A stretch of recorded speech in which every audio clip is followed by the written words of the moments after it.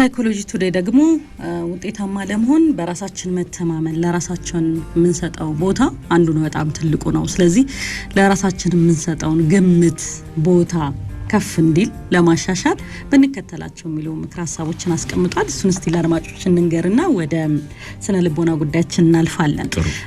ጥንካሬያችን ማወቅን በመጀመሪያነት በምክር ሀሳብ ደረጃ አስቀምጧል። ምን ስናደርግ ነው የሚሳካልን የሚያስደስተን?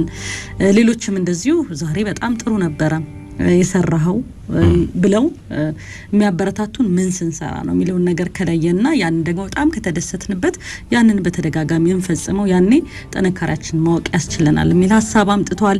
ሌላው ራስን መሸለም ነው። ብዙ ጊዜ እኛ ራሳችንን መሸለም ብቻ ሳይሆን ስለ ራስ ማውራትም በእኛ ባህል ጥሩ አይደለም አይደል? ከሌንገርልኝ እንጂ እኔማ ምን ብዬ ላለው ምናምን እንላለን። የሆነ ጥሩ ነገርም ሲነገረን እናፍራለን አይደል? አብይ አይ እንደዛ ነው ምናምን ብለን እንደውም ጥሩ አለመሆኑን ወይም በድንገት የተሳካልን አይነት ሂዩሚሊቲ የሚባለው ይሄ ራሳችንን አሳንሶ የማቅረብ ነገር በባህላችን ትንሽ የሚበረታታም ነገር ነው። ከትህትና ጋር አንዳንዴ ሊሄድ ይችላል። ግን ያንን ከማድረግ ባሻገር ራስን መሸለም ማድነቅ፣ በተለይ ያሰብነውን ያቀርነውን ስናሳካና በተሳካ ሁኔታ ከተጠናቀቀ ይህን ያረኩት እኔ ነኝ፣ ስለዚህ ዛሬ እኔ ልሸለም ይገባል ብለን ራስን መሸለም። ራስን ስንሸለም የሚያስደስተን ነገር ሊሆን ይችላል። ለምሳሌ ወጣ ብሎ የሆነ ነገር ማየት ከሆነ ያንን ማየት፣ ሄደንም ከሆነ መብላትም ከሆነ መብላት ሊሆን ይችላል፣ መጠጣትም ከሆነ መጠጣት ሊሆን ይችላል። ግን ያ ሽልማት ይህንን ስላሳካ ነው ብለን ነግረነው ራሳችን መሸለምን እንደ አንድ ለራስ የምንሰጠውን ግምት ማሳደጊያ መንገድ ተደርጎ ተቀምጧል። ሩሩህ እንሁን ነው። ስናጠፋ አንዳንዴ በጣም ጥፋታችን ሰዎች እንኳን ሳያዩት እኮ እኛ ራሳችን ተሰምቶን ራሳችን በጣም እንወቅሳለን፣ እንጸጸታለን። ሳሌ ያበደልነው ሰው እንኳን በቃ ትቼዋለሁ ተው እየተባለ እንዴት እኔ ይሄንን አረኩኝ እያልን እየደጋገምን ራሳችን እንወቅሳለን። እነሱ አይነት ነገሮችን ባናበዛ በቃ ይቅር እንበል።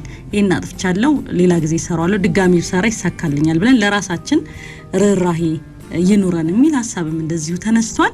ግትርነትን እናስወግድ ነው። ግድ መሆን አለበት መሳካት አለበት ብለን ድርቅ አንበል። ነገሮችን በተለያየ አቅጣጫ አይተን አማራጭ እንፈልግ። አንዳንዴ አለመሳካቱ በራሱ ሌላ የተሻለ የስኬት መንገድ ሊያሳየን ሊሆን ይችላል ብለን እንመን እንጂ ግትር ብለን ይሄ ካልሆነ የሚሉ ነገሮች ራሳችን እንድናሻሽል ለኛ ያለን ግንዛቤ እንድናሻሽል የማያስችል ስለሆነ ድርቅ አንበል። ስለዚህ የሆነ ቦታ ይኑረን ለሆኑ ነገሮች የሚል ነገር ተነስቷል። ሌላው በጎ አመለካከቶችን እናዳብር ነው። ነገሮችን በቀና ነገሮች ለራሳችን ያለን አመለካከት ይሻሻል የሚሉ ሀሳቦችን በምክረ ሀሳብ ደረጃ አስቀምጠዋል። ብዙ ነገሮች ቢኖሩም እኛን ከፍ የሚያረጉን ነገሮችን ያው ሰዎች ስለሆኑ ድክመትም ጥንካሬም አለን አይደለ? ድክመታችንን ለማሻሻል ጥንካሬያችን ደግሞ በደንብ ለመረዳት እንሞክር። እነዚህን ካረግን ለራሳችን ያለን ነገር ይሻሻላል። ሰው ለራሱ ያለው ግምት ሲሻሻል ነው ውጤታማ ስኬታማ የሚሆነው። ያለበዚያ ግን አይሞክርም አልችልም ነው የሚለው፣ ምንም ነገር አይሞክርም የሚሉ ሀሳቦች ተነስተው ለአንዳንዶች እኮ በጣም ዋነኛው ጠላት ለራስ የሚሆንባቸው ሰዎች አሉ። በጣም ራሳቸውን የሚተቹ፣ ራሳቸውን የሚያሳንሱ፣ ራሳቸውን አልችልም የሚሉ፣ ራሳቸውን በጣም የሚገድቡ ሰዎችና ሰዎች እያመኑብሽ አንቺ እኮ ትችያለሽ፣ አንቺ እኮ ጎበዝ ነሽ፣ አንቺ እኮ እንደዚህ ብታረጊ እያልሽ ለራስሽ ያለሽ ግምት በጣም አናሳ ስለሆነና ባልችልም ባላረዶም ብቁ አይደለሁም መንፈስ ስለተቃኘ ብዙ ነገሮች ላይ እጅን አጣጥፎ የመቀመጥ ነገር ይታያልና እውነት ነው። የራስን አቅም ማበርታት፣ ለራስ ጥሩ ነገር መንገር ውጤታማ ስኬታማ ያደርጋል። አሜን። ወደ አዘጋጀችውና ሄኖክ ወደሚያቀርበው ፕሮግራም ደግሞ እንለፍ። ከቴክኖሎጂ መጾም ብለነዋል፣ ወይም ጊዜ ገደብ ሰጥተን እስቲ ራቅ ማለት መቆጠብ ልንለው እንችላለን። እንደዚህ ሀሳቦች እንደዚሁ እናነሳለን። በተለይ ደግሞ ሱስ ለሆነብን ስልካችን ሲጠፋ ዞር ብለን እንኳን በድንገት ከኪሳችን ስናጣው ለምንደነግጥ ጠፋ ብለን ሳይሆን ከቴክኖሎጂው ለመራቅ ቴሌቪዥኖችም ሌሎችም ጉዳዮች ሊኖሩ ይችላሉ። እሱን በተመለከተ ያዘጋጀነው ዝግጅት ነው። አብረን እናዳምጥ እስቲ።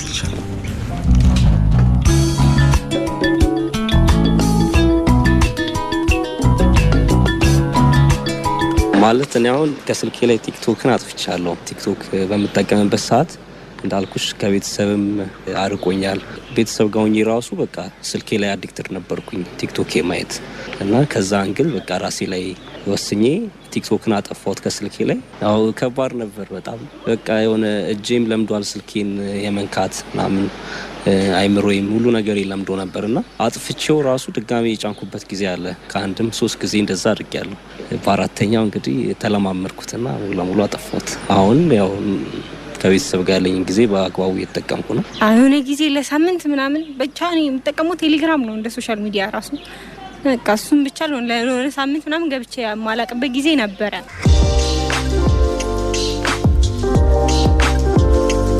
ከቴክኖሎጂ መጾም፣ መታቀብ፣ ከቴክኖሎጂ ጉዳዮች ለጥቂት ቀናቶች በእቅድ መራቅ ልንለው እንችላለን። ይህ የሚሆነው ቴክኖሎጂው ሱስ ሆኖብን ስናጣው የጎደለን ነገር እንዳለን ሲሰማንና ጥገኛ ስንሆን ባስ ሲልም ወደ ህመም ከፍ ሲል ነው። ራሳችንን የምናሳድግባቸውና ደህንነታችንን የምናጎለብትባቸው በተጨማሪም ከቴክኖሎጂ ታቅበን ከራሳችንና ከምንወዳቸው ጋር እንደገና እንድንገናኝ የሚያበረታታ የመታደስ ልምምድ ነው። ከቴክኖሎጂ መጾም አስቸጋሪ የሚመስል ግን የሚቻል ነው። ስልካችንን ለዘላለም መተው ወይም ዘመናዊ ቁሶችን መጣል አይደለም። ለተወሰነ ጊዜ ከስክሪኖች፣ ስልኮች፣ ታብሌቶች፣ ላፕቶፖች፣ ስማርት ሰዓቶች ጭምር እረፍት መውሰድ እንጂ።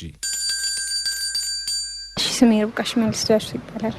አንደኛ አካባቢያቸውን በረም ቢመለከቱታል ምን እንዳለ ምናምን ነገር ከሰዎች ጋር መግባባት ይጀምራሉ፣ ማውራት ይጀምራሉ። ከሰው ጋር ስተወር ደግሞ አዲስ ሀሳብ ሁልጊዜም አለ።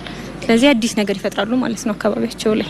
እሱ አንደኛ ነገር ስልካችን ላይ ለምንዝናናበትን ነገሮችን በመቀነስ ወይ ደግሞ ለምንፈልገው ስራ ብቻ በመጠቀም በዛ መልኩ ከቴክኖሎጂ ራሳችንን ነጻ ማድረግ እንችላለን። እንዲሁም ደግሞ ከሶሳይቲ ጋር የምንግባባ ከሆነ ራሳችንን ከቴክኖሎጂ ነጻ ማድረግ እንችላለን ማለት ነው። ሚካኤል እባላለሁ። በደንብ መታቀብ ይቻላል። ጊዜ መስጠት ነው እንዳልኩሽ ነው። ለምሳሌ ስፖርት እየሰራ ቴክኖሎጂ አይጠቀምም መቼስ አይደለ? ስለዚህ ታቀበ ማለት ነው። አልጎዳውም። ገንዘብ አጥቶ ሊሆን ይችላል፣ ጤናውን ግን ጠብቋል። ስለዚህ መታቀብ የምንለው ማለት ያማከለ በራሱ ስኬጁል ከሆነ መታቀቡ አይጎዳውም። ያው ለገንዘብ ብቻ ብለሽ አይደለም የምንኖረው። ስንኖር ገንዘብ ብቻ ብለን የምንኖረው። ስንኖር ሁሉንም ያማከለ ነው። ገንዘብ አለ፣ የራስ ጊዜ አለ፣ ማህበራዊ ህይወት አለ። ሁሉንም ያማከለ ስለሆነ ይሄ መታቀብ የሚባለውን ሰዓት ለማህበራዊ ጊዜ ሊሰጡ ይችላሉ። ገንዘብ ያጣሉ ኦፍ ኮርስ፣ ግን ደግሞ ሌላ ደግሞ በጎን ምን ያገኛሉ? ማህበራዊ ህይወታቸውን ያጠነክሩበታል። በሰው ልጅ ቴክኖሎጂን ሲጠቀም በራሱ ሰዓት ሊሚት አድርጎ እንዳልሽው ደግሞ ጾሙንም ጨምሮበት ምግብ ቀኑ ሙሉ ብየበላሽ አትኖሪም አይደለ? ልክ እንደዛ ነው ማለት ነው። አንደኛ ማይንዳቸውን በቃ ሪፍሬሽ ይሆናል። አሁን ብዙ ጊዜ በፊት ቴክኖሎጂ ሳይስፋፋ የማንበብ ልማድ ነበረን። አሁን ሰው ንባብ ላይ በጣም ቀዝቅዟል። ስልካቸው ላይ ትኩረት ስለሚያደርጉና ከስልክ መራቅ ከቴክኖሎጂ መራቅ አንደኛ ማንበብ ችሎታችንም እንዲዳብር ያደርግልናል። እንዳልኩሽ የኮሚኒኬሽን ስኪላችንም እንዲዳብር ከሰው ጋር ያለን ጫወተው ሳቀው ሀሳብ ሼር ምን እንዳደረገው እንዲጨምር ያደርግልናል። ፍረወይኒ ረታ የስነ ልቦና ባለሙያ እንዲሁም የህይወት ክህሎት አሰልጣኝ። ያው በመልካሙ ከሆነ ስነ ልቦና የረፍት መውሰዱ ስነ ልቦናዊ ተጽዕኖ ምንድነው ብትይ፣ አንደኛ የመረጋጋት የመደሰት፣ ይህንንም ከምነግርሽ በላይ ራሴ ሞክሬ ስላየሁት ነው። በቃ የሁሉ ነገር ፈጣሪ እግዚአብሔር እንደሆነ ስትረጂ፣ የምትኖሪው አንዴ እንደሆነ ስትረጂ፣ የምታየው ነገርን አንዳንዴ በህይወትሽ ምንድነው የሚያመጣው ነገር፣ የምትሰሚው ነገር ምንድነው የሚያመጣው ነገር፣ አንዳንዴ ስሜታችን የሆነ ነገር ስለሚፈልግ ማለት በጣም ማየት መስማት ስለሚፈልግ ነው እንጂ ያን ያህል በጣም ትልቅ ነገር አይደለም።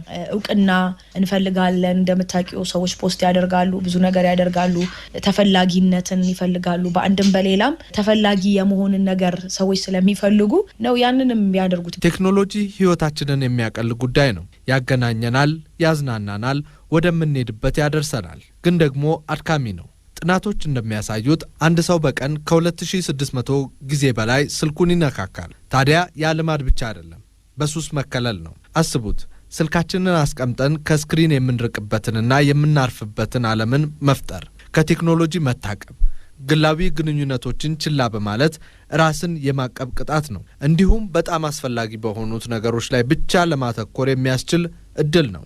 ለጤናችን፣ ለቤተሰቦቻችንና ለአእምሮአችን ሰላም ሲባል የሚከፈል ራስን ከቴክኖሎጂ የመክታት ፍቃድ። ስለዚህ ከቴክኖሎጂ መታቀብ ከሚያካትታቸው ውስጥ ከማህበራዊ ሚዲያ፣ ከአዝናኝ ትዕይንቶችና ለስራ ከከፈትናቸው ኢሜሎች የምንታቀብበት ጊዜ ሊሆን ይችላል። ከዚህ እስከዚህ ብሎ ድንበሮችን መፍጠርና ቅድሚያ ለሚደረጉ ብቻ ቅድሚያ መስጠት በቀን ውስጥ ከጥቂት ሰዓታት እስከ 1 ሳምንት ድረስ ቴክኖሎጂን መጠቀም ማቆም ሊደርስ ይችላል። ከመጠን በላይ በስክሪን ላይ ጊዜን ማሳለፍ ወደ ተለያዩ የጤና ችግሮች እንደሚያመራ ያሳያሉ። የአይን መድከም፣ የሰውነት መድከምና የእንቅልፍ መዛባትን ጨምሮ ሌሎችንም ያስከትላል። ከቴክኖሎጂ በመታቀብ ለአይናችን ረፍት ከመስጠት በተጨማሪ ሰውነታችን እንደገና እንዲታደስ ያግዛል። ከስክሪኖች የሚወጣው ሰማያዊ ብርሃን ለመተኛት የሚረዳውን ሆርሞን ሜላቶኒን ይረብሸዋል። ከመተኛት 1 ሰዓት በፊት እንኳን ማያ ገጹን ማጥፋት በፍጥነት እንቅልፋችን እንዲመጣና በጥቅሉ እንቅልፍ እንድንተኛ ሊረዳን ይችላል። ይህ ሲሆን አይኖቻችን ያመሰግኑናል። ከሰዓታት ማፍጠጥ በኋላ በማረፋቸው የተወጠሩ አይኖች ወይም ራስ ምታት አይሰማንም። ስልካችን ላይ ከማፍጠጥ ይልቅ መጽሐፍ ማንበብ ወይም ዘና ያለ የእግር ጉዞ ማድረግ ያሉ ነገሮችን ማድረግ ሊሆን ይችላል። ይህ ለውጥ የተሻለ የእንቅልፍ ጥራት እንድናገኝና ጭንቀት እንዲቀንስ ሊያደርግ ይችላል። ብዙ ነገራቸው ጥሩ የሆኑ ነገሮች ሁሌም ጥሩ ላይሆኑ ይችላሉ። ስለዚህ ገደቦቻችንና ድንበሮቻችንን ማወቅ አለብን። ቴክኖሎጂ አስፈላጊ ቢሆንም አብዝተን ከተጠቀምን እንደ ድካምና ጭንቀት ያሉ ምልክቶች ይገጥሙናል። ትንሽ ድብርት ሊኖረው ይችላል። ምክንያቱም ለብቻ ምናምን ሲሆን ያለሱ ጊዜ ማሳለፍ ይከብዳል። ግን ያለፋል። ብዙ ጊዜ እንዴት ነው አባትና ልጅ ራሱ የማይገናኙበት ጊዜ ምናምን ነገር የሚፈጠርበት ጊዜ አለ በሶሻል ሚዲያ ምክንያት። ክሬቲቭ መሆን ነገርም የሚያንሳቸው ይመስለኛል። ኤአይን እንደው እንዴት እንደፈጠሩት አይታወቅም። ግን ኤአይ እስካለ ድረስ ክሬቲቪቲነስ ይጠፋል። ትንሽ ሀሳብን ቢመጣልሽ ወዲያው በቃ በሱ ቪዥዋል ታደርጊያለሽ አለቀ። ጉዳቱ ያው ቅድም እንዳልኩሽ እኔ እንዲያውም የታዘብኩት ነገር አለ። ለምሳሌ ካፌ ውስጥ 3-4 ልጆች ቁጭ ብለው ሁሉም ስልካቸው ላይ ነው፣ አያወሩም። በፊት ላይ እንደዚህ ሳይስፋፋ ሁሉም ሰው ይጫወታል፣ ይስቃል። አሁን ግን ብዙ ሰው በጋራም ሆኖ ስልኩ ላይ ነው ያለውና ያው የጋራ ሀሳብ መለዋወጥ ምናምን ይቀንሳል ስልካቸው ላይ ፎከስ ስለሚያደርጉ። ፎከስ ለማድረግ አሁን ለምሳሌ ከረንትሊ የመጣውን ነገር ብናይ እንኳን አሁን ቲክቶክ ከመጣ 2 አመት ነው ከዛ በላይም ይሆናል። በጣም በትንሽ ደቂቃ ውስጥ ብዙ ቪዲዮዎች ታያለሽ። ያ ደግሞ ለምን ይጎዳሻል መሰለሽ? አንድ ነገር ላይ ሀሳብሽን ኮንሰንትሬት እንዳታደርጊ። ለምሳሌ መዝሙር እያዳመጥሽ መንዙማ ሊመጣ ይችላል። መንዙማ እያዳመጥሽ ደግሞ ትምህርት ሊመጣ ይችላል። ስለዚህ አእምሮሽ የአእምሮ እንትን አለ በራሱ የሳይካትሪስቶች ይላሉ መሰለኝ አእምሮአችንን ማለማመድ አለብን። የምናስበውን አእምሮአችን በዘፈቀደ ሳይሆን ማሰብ ያለበትን ነገር እንዲያስብ እኛ የሆነ ግብአት መስጠት አለብን ስለሚባል እነዚህ ነገሮች ደግሞ በቃ ሀሳብሽን ይበታተኑታል። ኮንሰንትሬት ለማድረግ አንድ ነገር ላይ ፎከስ አድርጎ ማየት። እናንሳ ከቴክኖሎጂ መሳሪያዎቻችን ስንለይ ከቴክኖሎጂ ባሻገር ያለ ህይወትን ለመለማመድ ራሳችንን ዝግጁ እናደርጋለን። የመጀመሪያው ነገር ፍርሃት። ምክንያቱም ሁሉ ጊዜ ያንን ሲጠቀሙ ሁሉ ነገር እንዳወቁና ሁሉ ነገር እንደምንደርስበት ነው የምናስበው። ግን እረፍት ስንወስድ ግን በቃ ነገሮቻችን ከቁጥጥር ውጪ እንደሆኑና በጣም የፍርሃት የድንጋጤ ያለ መረጋጋት ተጽዕኖ እኛ ላይ እንዲፈጠር ያደርጋል። ይሄ ብቻ ደግሞ ሳይሆን ከሰዎች ጋር ያለን ኮሙኒኬሽን በጥርጣሬና በጣም ባልተገባ መንገድ ግንኙነታችን እንዲኖር ያደርጋል ማለት ነው። ይሄ መሆኑ ደግሞ በማህበረሰብ ላይ የሚፈጥረው ስነልቦናዊ ተጽዕኖ አለ ማለት ነው። ስነልቦናዊ እኔ ተጽዕኖን እንደዚህ አየዋለሁ። እረፍት የሚወስዱ ሰዎች አስበውበት እረፍት አይወስዱም፣ ሳያስቡ ግን እረፍት የሚወስዱ ሰዎች ካሉ ይሄ ፍርሃት ሊገጥማቸው ይችላል። ምክንያቱም ዜናውም ሁሉም ነገር ይሄንን ስለሚመለከቱ አንዳንድ ጊዜ መደበቂያ እናደርገዋለን ስልካችንን። በቃ ሁሉ ነገራችንን ካየሽ ሰው ሲጠብቅም የሆነ ነገር ሲደረግም በጣም አይምሮአችን ውስጥ ያለውን ነገር የማዳከምና የማላሸቅ በዩ እንደዛ አይነት በጣም በአግባቡ ማንጠቀም ከሆነ አቅም አለው ቴክኖሎጂና እንደዛ አይነት ስነልቦናዊ ተጽዕኖ አለባቸው። ይህ ታዲያ ለህይወታችን ከፍተኛ ትኩረትን እንድንሰጥና ጭንቀትን እንድንቀንስና ሌሎች ተያያዥ ችግሮችን እንዲቆሙ ሊያደርግ ይችላል። በቴክኖሎጂዎች ምክንያት የማያቋርጥ መዘናጋት ከሌለ የራስን ሀሳቦችና ስሜቶች በተሻለ ሁኔታ መረዳት ይቻላል። ራሳችንን ለማግኘትና ራሳችንን ለማሳደግ እድል የምናገኝበትም ነው። ከምንወዳቸው ሰዎች ጋር ጊዜን ለማሳለፍ የጊዜን አስፈላጊነት መርሳት ቀላል በሆነበት በዚህ ፈጣን ዓለም ውስጥ ከቴክኖሎጂ በመታቀብ ከቤተሰቦቻችን ጋር ለተለያዩ ጉዳዮች እንድንሳተፍ ይጋብዘናል። አብረን ምግብ እናዘጋጃለን፣ ጨዋታዎችን እንጫወታለን፣ ወይም በቀላሉ ምንም ከፋፋይ ሁኔታ የሌለበት ከልብ የመነጨ ውይይት እናደርጋለን። እነዚህ ጊዜያቶች ትስስርን ያጠናክራሉ ብሎም የባለቤትነት ስሜትን ያሳድጋሉ።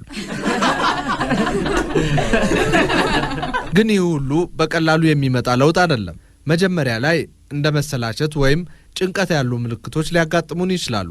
ሙሉ በሙሉ የተለመደ ነው። ከቴክኖሎጂ ጥገኝነት መላቀቃችንን የሚያሳይ ምልክት ነው። ይህንን ምቾት የሚነሳ ጊዜ መቀበል ግድ ነው። ወደ ጤናማ የአኗኗር ዘይቤ የሚደረግ የጉዞ አመጡት ከቴክኖሎጂ መታቀብ ወይም መጾም ለመጀመር ይቻላል። ጥቂቶችን ለማንሳት ያክል ለምን ያህል ጊዜ ከቴክኖሎጂ መታቀብ እንደምንፈልግና የትኞቹን መሳሪያዎች እንደምናስወግድ በመወሰን ግልጽ ግቦችን ማውጣት፣ የተለያዩ መርሃ ግብሮችን መፍጠር፣ በቀን ውስጥ እንደ ምግብ ማብሰል፣ መመገብ ወይም ከመተኛት በፊት ከቴክኖሎጂ ነፃ የሆኑ ጊዜዎችን ለማሳለፍ መወሰን፣ በአማራጭ እንቅስቃሴዎች ውስጥ መሳተፍ፣ ጊዜም በትርፍ ጊዜ ማሳለፊያዎች በአካል ብቃት እንቅስቃሴ ወይም በማህበራዊ ግንኙነት መሙላት፣ ተሞክሮውን ማሰላሰል ማለትም ከቴክኖሎጂ በታቀብንበት ወቅት ስሜቶችንና ግንዛቤዎችን ለመመዝገብ ማስታወሻ ደብተር ማስቀመጥ።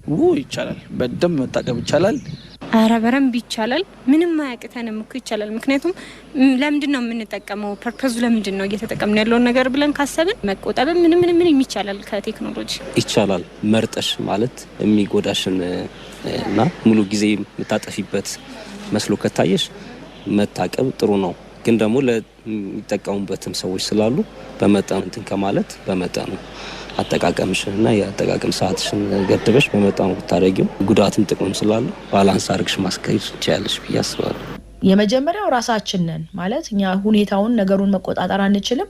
እቅድ ማውጣት ነው። የእቅድ ሰው መሆን ነው። የዓላማ ሰው መሆን ነው። ምንድነው ማየው ነገር የጠቀመኝ? የእውነት እስከዛሬ እስኪ ያየነው ነገር ምን ጠቀመን? አይተን የተጠቀምንበት ነገር ከሌለ፣ ሰምተን የተጠቀምንበት ነገር ከሌለ ያንን ነገር መቀነስ ያስፈልጋል ማለት ነው። መተው ያስፈልጋል ማለት ገብቶ ሰምተነው የተጠቀምነው ነገር ካለ መልካም። ግን እስከዛሬ ሰምተን አይተን ግን ካልተጠቀምን ጊዜያችንን ለምን እናጠፋለን? ስለዚህ ራሳችንን በዚህ መንገድ መጠየቅ ከዛ በኋላ ስልቱንም ማግኘት እንችላለን ብዬ ማለት ስልቱን ኦልሬዲ አፕላይ ካደረግነው የህይወቱን ስልትንም በደንብ ማግኘት እንችላለን ብዬ አምናለሁኝ። ሞር ለመታቀብ እኛው ራሳችንን ብዬ አስባለሁ። ማለት የትም ብትሄጂ አሁን መኖሪያ ቤቶች ውስጥ፣ ካፌዎች ውስጥ ሁሌ ኢንተርኔቶች አሉና ራሳችንን ካልገደብን መቼም ቢኖር ራሱ ባይዘዌ አይገድበንም ብዬ አስባለሁ። ስለዚህ ሰውየው ግለሰቡ ኃላፊነት አለበት።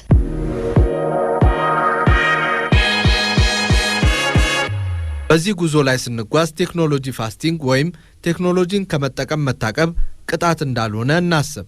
ነጻነትና ራስን ማስፈቀድ ነው። በቴክኖሎጂ ምክንያት የታጣ ጊዜን መልሶ ለማግኘትና ለትክክለኛው ነገር ቅድሚያ የምንሰጥበት አጋጣሚ ነው። ስለ ጤናችን፣ ግንኙነታችንና ደስታችን ነጻነትን የምናገኝበት ጊዜ ነው። ከቴክኖሎጂ ጉዳዮች በእቅድ መራቅ ልንለው እንችላለን።